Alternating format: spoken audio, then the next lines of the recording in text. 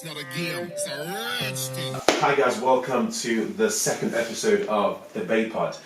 Today I have a very special guest and a very dear friend of mine. You get to hear her story and her experience here in China. Stay tuned. Here we are. How are you? Good. How are you today? Thank you very much for coming. It's a pleasure. Finally. Thank you. Yeah, finally, actually, a few days before leaving China, but Yes. So you're leaving us, unfortunately, for better places, right? hopefully it's gonna be a better place. Yeah, Okay. but it's been a long journey. Yeah. Okay. An interesting one, actually. Yeah. Right. I'm a bit sad, but hopefully I won't be sad on the videos. Please no tears, no Yeah. tears. Let's get into that topic. So, how did we meet again? As far as I can remember, I met you through your Yeah, my husband. husband, Yeah. Sid. We went to the same gym in our compound, and after 2 or 3 gym sessions, we eventually went out Mhm. on a night out. Yeah, we did. We did. It was a spicy hot festival. Oh, okay, spicy So festival. you have another Okay. story, right? Uh, To say. you know what? I think I forgot. I think, as far as I remember, yeah, that was the thing. So Beijing, like for people who don't know Beijing in China, Beijing has been hosting and launching a lot of events lately. Yeah. Before COVID and even during COVID, but a lot of festivals like Mhm. Spicy Hot Festival, for example, Food Fest, right, Burger Fest. And one of them was Spicy Hut, which was on Galaxy Soho. Correct. That's the place where we met the first time. Like I Correct. do remember that. Do you remember? I'm not gonna lie. I don't remember the details of that particular day. Yeah. All I remember Yeah. is it was a nice sunny day. They had a live band. It was amazing, actually. It was one Yeah. of the best fest I've been Yeah. to. Yeah, it was really nice, and the location was great. Like Galaxy, Beijing and China has a lot of galaxies, Soho and other types of Soho, right? Soho is Mhm. like For the viewers, what is a Soho? for? Soho, yeah. So it's I'm gonna be mistaken if I'll say the architect who made that actually buildings, right? Mhm. And so I'm not gonna pronounce it. Because I've seen all properly. of them. I'm not sure exactly what it means. Yeah, but that building, it's actually looks like from the name Galaxy, right? It looks like a kind of space universe. It does, actually. Thing. It does. Like it's magical during the night. It has amazing brights, like lights all over the building and everything. So you can actually see it from the distance. Like if you leave far away from the downtown Beijing, right? You can see it too. Yeah. So the location was perfect. I mean, they got a lot of complaints after, as I I heard. can imagine. Yeah. There's Because a lot of actually, people. if you remember, it was COVID times already. Was 2000? it 2000, 2000. 2020? Wasn't it? No. Yeah. Wait, 2020 summer. 2020. Spring. it summer? Spring. No, definitely not spring. It was either. I think it was August. I might be. So, mistaken. and yeah. summer. 2020, I think. Yeah. Okay. So it was already like COVID here. Wait, so okay, let's get to how long have you been in China now? Like consistently? Yeah, so for me, first I came to China in 2015, Mhm. and it was an exchange program in Liaoning University in Shenyang, Oh, which is north of China. It was 1 year program, and I left after that. I Okay. finished my program. It was a Chinese language program.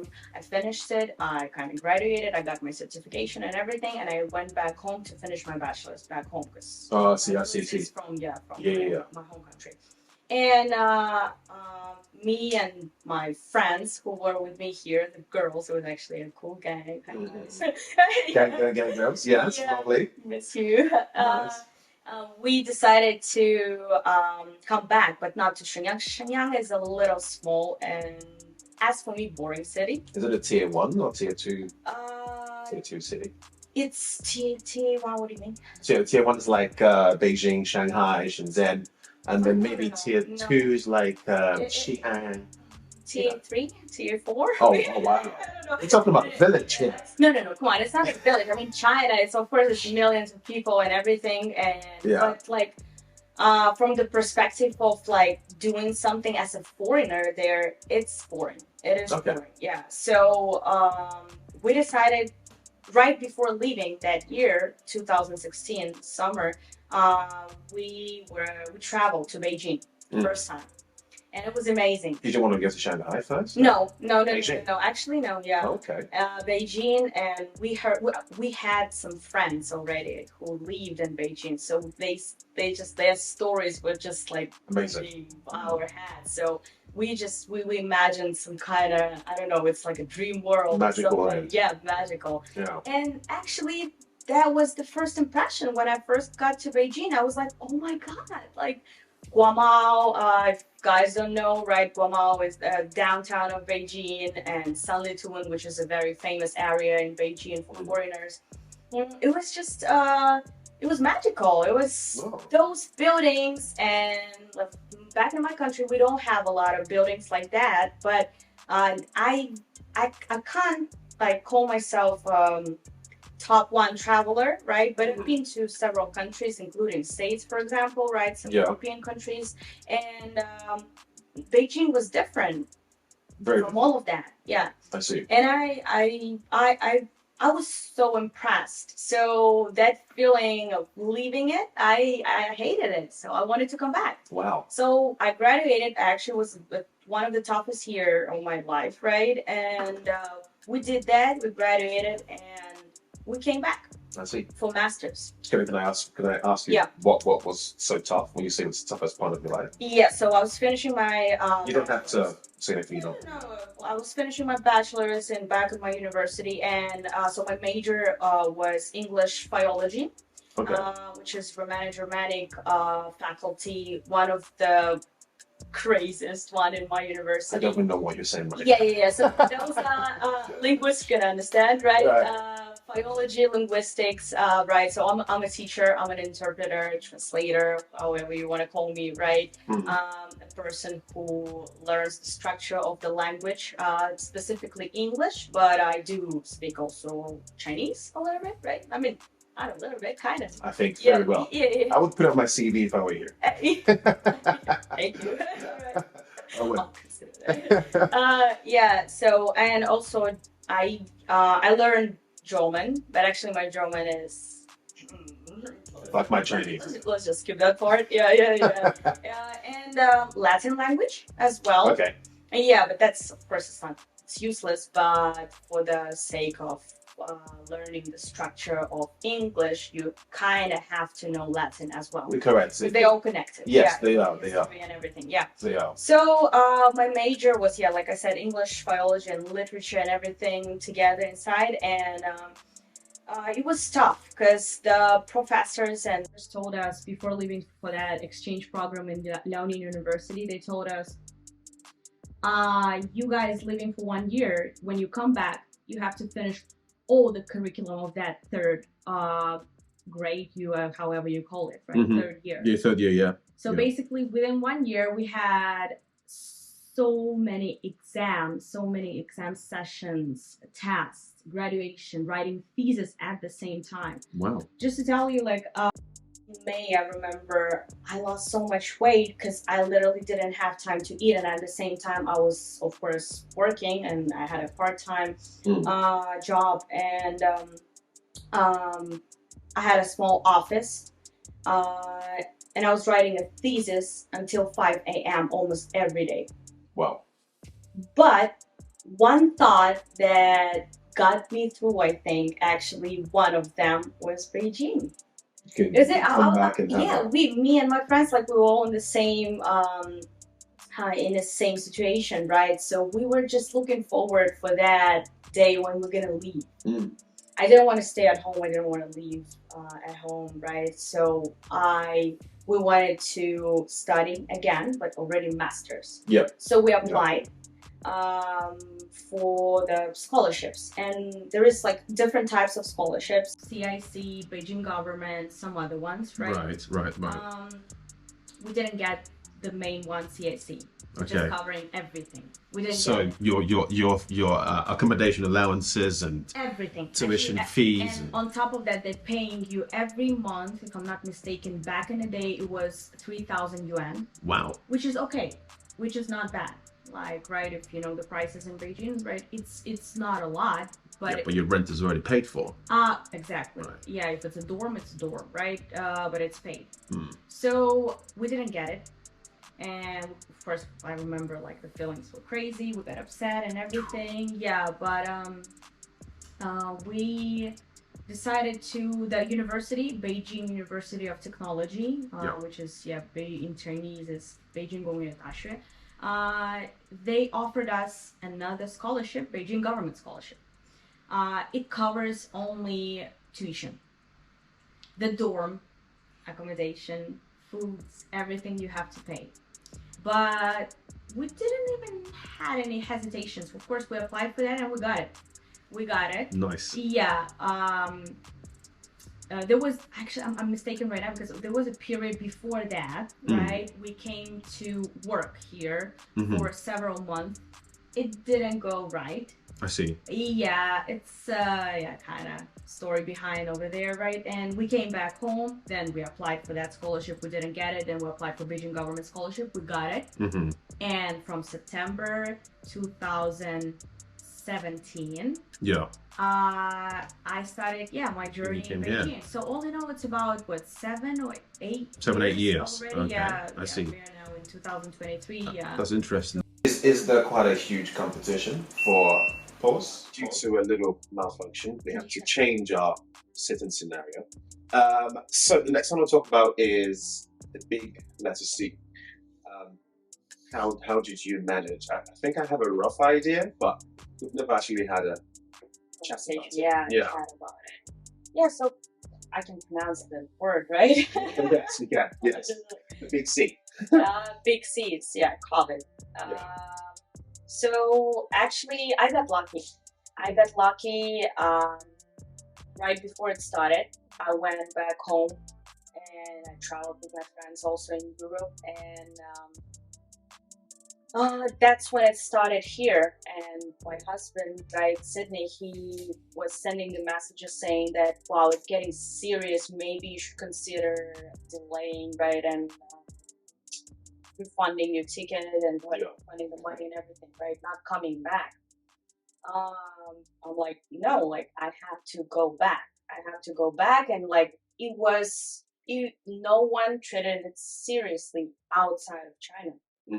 That's what it was. Like it was just a big kind of not joke, but like it was nothing. It was nothing to it. Just a usual virus, nothing to worry about, right? Yeah. And then I remember I did. I changed the ticket. I changed the date.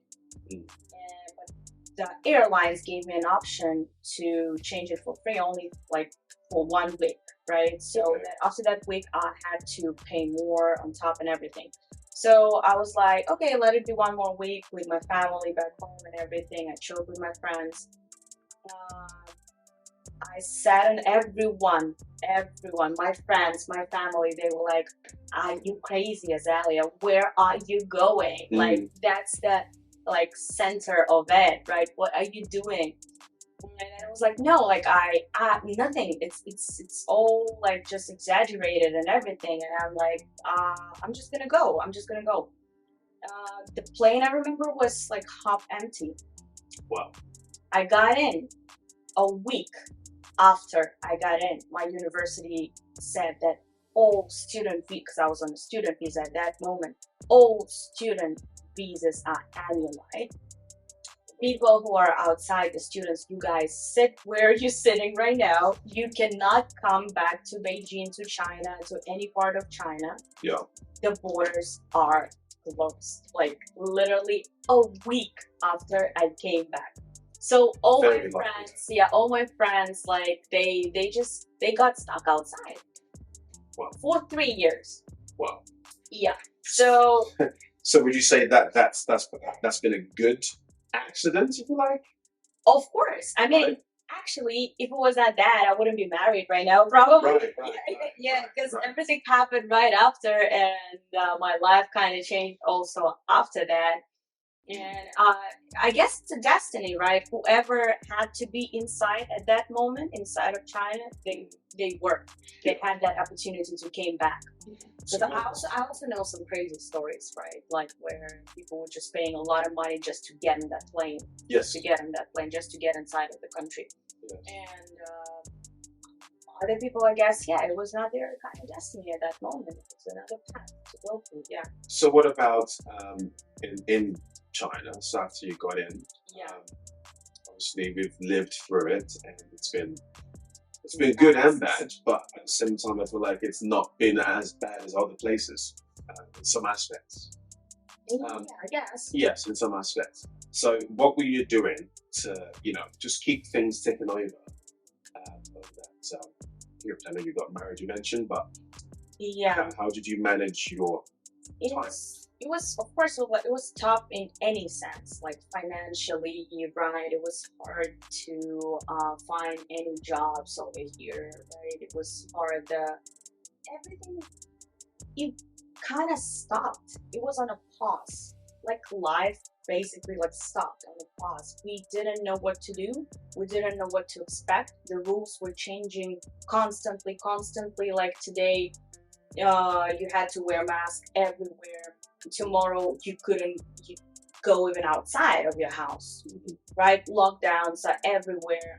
Me and my husband, like we experienced the real COVID, actually the real lockdown, when we were locked for 10 days inside of the apartment, right before I like left China first, right? It was last year, which is like literally end of COVID. Yeah. So we kind of got lucky. Yes. But not all of our friends got lucky. They were like some of my friends literally were just coming out of the lockdown, and a week later they were again locked down inside of their apartments for again a week plus 2 weeks. Some of them didn't come out for a month. Wow. That was crazy. That was insane. And but I guess that's the kind of story of China, right? It is unfortunate that story is quite. It is a special country. Yeah. It is a special country. Like whoever wants to maybe considering of coming here, you have to. I think what we're doing right now is really useful. I would be grateful if someone did the same thing when I was planning to come to China. Yeah. Because there are so many things that were shocking, and there are so many things that would be much easier if someone would the information. Exactly. Yeah. Exactly. So let's get to the topic of your living experience being a foreign woman in China. In China. Yeah. Do you think it's quite safe? Do you think things are quite easy? Yes, safety is difficult. Safety is I don't know any other country in the world, and I've traveled quite, not a lot, but like quite traveled, right? Let's say, and there is no safest place than like China. China is amazing.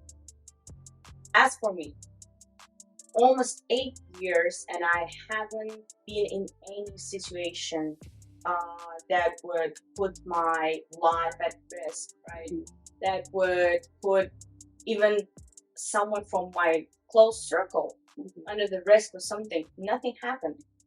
How many times, like back in the days, right, when we were hanging out here, going out and everything, right, I would come maybe home by myself, and maybe I was just walking in a kind of night out outfit, you know. And so you didn't feel anyone and I looking at you weirdly? Nothing at all. There is like the maximum that can happen with you is just like a Chinese, maybe a man or someone is just gonna say like, "Oh, you can tell man," which is like from Chinese, like you're very beautiful. Yeah, nothing outside of that. When they might ask where are you from or something, or maybe ask for take a picture with you, because they do like to do that. Like you guys have to know that, right? They do like to do that. Yeah. But outside of that, nothing. It's safe. It's amazingly safe, and people do follow the rules here, follow the laws, and that's actually one of my advices. What would be my advices for people? Yeah, so I completely agree on that point. Yeah. But the other thing that I have noticed, especially recently, is they do follow the laws until they get on the road. Yeah, true. True. You have to Yeah. be a little bit careful when you get on the road. That's one thing I had to learn when I first landed in China in 2019. That's just because it's a different system to what we have. It is. That's just what it is. It is. It's not like there's anything strange going on. But I remember landing quite early on in the morning and then getting to the hotel. And I went over to grab some food with another guy who I just met running that day. And we saw the green men and thought it was safe to cross the road.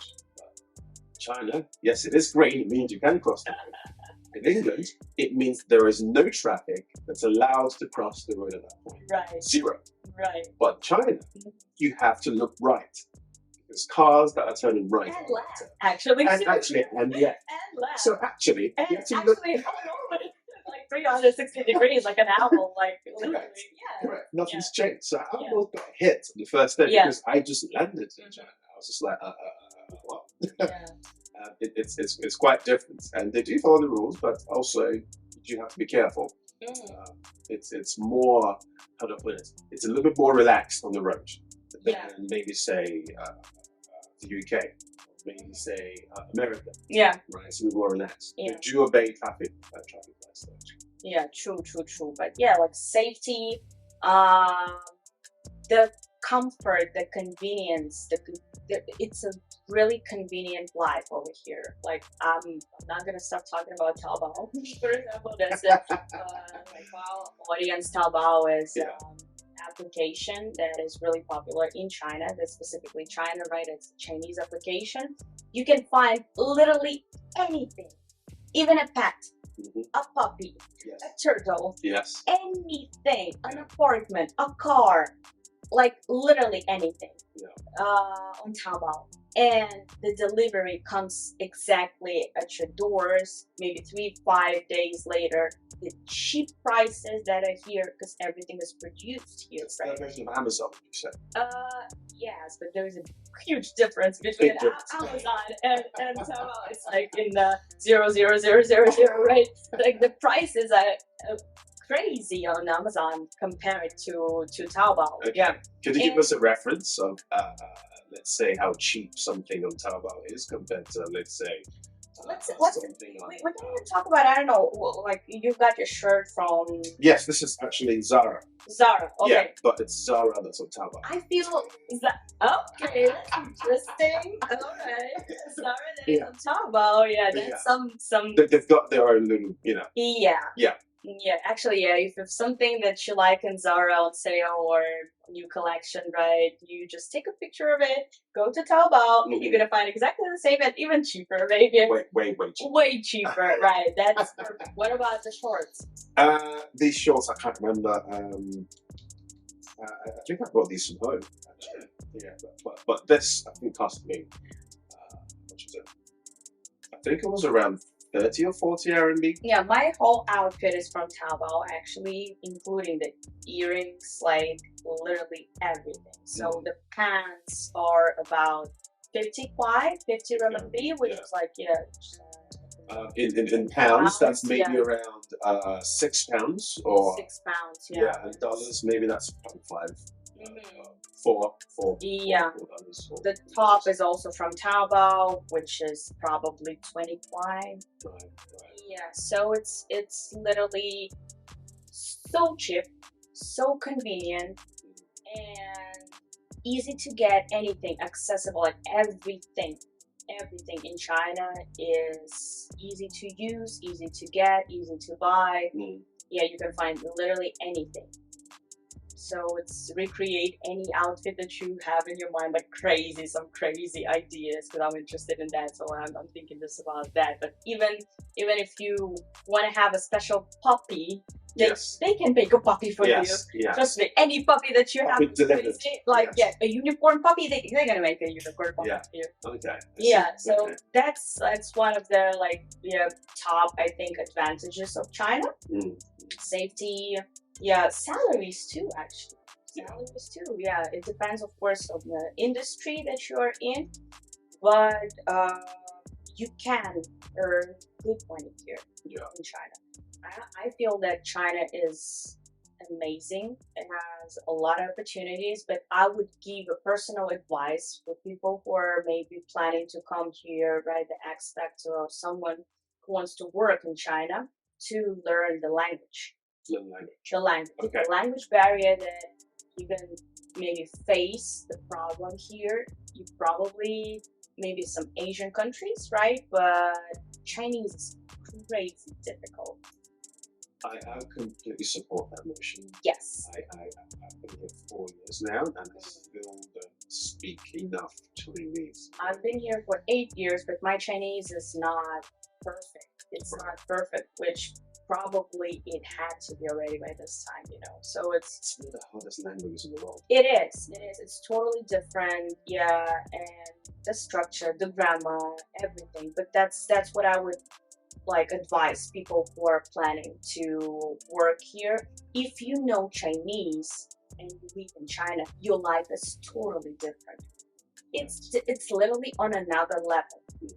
Because all the deals, for example, all the promotion, all the perks that you can get from this country, you can get easily. The life would be amazing here, and even your salary can be higher. You can get a way better job if you know the language, and a lot of other stuff. So language is really important. That would be one of my main advices, right, for people who want to come. I completely agree. So when I was doing some modeling work in the past, and they seem to like the pictures, but then I keep getting my agent asking me, can you speak Chinese? Can you speak Chinese? Because they got roles for a black guy, and there's blah blah blah. Not a lead role, but like a supporting actor, like that, which is quite huge. It's a big thing. Yeah. And I've had to say no. I'm a little bit tempted. Just to say. I do speak Chinese, but it's kind of like when you go on set, it's going to be very obvious. You can't even read the language, but saying that, I have done a couple of adverts where they gave me a few Chinese lines to read, and I've read it, and I've watched the video back, and I'm just like, I know that sounds terrible. I still do this. It's terrible. Yeah. But if you do want to come over, I completely agree with what she's saying.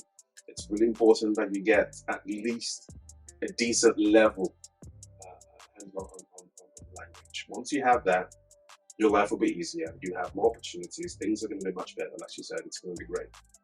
But until that point, it's very important that you make that effort to try and learn it. Okay, so let's move on to your advice for, how do I put it? So if you could imagine yourself, yourself now, if you could go back and tell your past self, what advice would you give your past self about coming to China? Man, I wouldn't change anything, I guess. That's number one. But I would appreciate more information about China. I guess, again, it would be just one advice. Just don't waste your time on some stuff that you don't need them, right? I don't know, maybe hanging out and so on. Right. So on, but just get caught up in the nightlife. But you have to understand also that I am also in a different age right now that I came. It was really a long time ago. So I needed all of that. I needed to go through all of those stuff that I went through, right? Some difficulties, but I guess just keep learning the language. Be maybe more open-minded. Yes. And with China, you have to understand that it's a different country. It's different from any other maybe country in the world. And you have to respect them. You have to respect the rules here, the laws that can change in a second. One day you might have everything, an apartment, a job. You might think it's a stable job, but it's not. Visa, and you set. The next day you have zero, and they just waving you. Yeah. So you have to always. I'm not going to put it like be on edge, right? But you have to respect the rules of another country. You have to remember that you're not a citizen here. Yeah. You are a kind of guest. And you have to be grateful for the opportunity that you've been given to, because China is amazing. If you know how to live, how to work, and how to work with China, you would be great. You would be good, like set. Yeah. But you have to respect certain rules and follow them. Because I've seen a lot of people who just bringing their home country vibe here, you know. Right. And, you know, A little bit careless. Yeah, they are a little bit careless. I would say even cocky in a sense. But after so many years living here, I can, without no doubt, say that that's a mistake. That's a mistake. Another good advice that I think I would appreciate at that time. Actually, two. One, to always save up. Yeah. Always save up. I have so many friends and people I know who lived in China for so many years, had an amazing salary here, even compared to like any other developing country, right, in the world. But they didn't save up nothing at all. They like have, I don't know, $500 on their account, and they leaving China, of course, with a sad face when they have to leave, for example. So just like whoever comes here, right, even if you think it's set and you're stable and your position is set and stable, right, always save up. Yeah. Always And it's save. quite easy. Well, It is. It is quite easy because things are It cheaper. is. Things are cheaper. Yeah. Taxi, accommodation, a house market is fine. It's so easy to find an apartment here, and actually an apartment that you would love, and you wouldn't pay a lot for that compared to another countries, right? Sure. Other countries. So, yeah, the save up part. Let me just. Yeah, absolutely. That makes sense. That's what's really good. I think we're going to run it off here, ladies and gentlemen. Thank you very much. Azaliya, it's been a pleasure. It's a shame you're leaving us, but wish you all the very best in the future. And guys, if you do want to get in touch with Azaliya, I'll leave her contact details down here. Please be polite. Don't post messages, you get blocked, okay? Anyway, thank you very much. Thank you so much. It's been a Baypod. Thank you so much for inviting me. Cheers, Sally. Thank you. Bye-bye. Bye. Cheers, Bye, guys. guys. One thing. What did you get?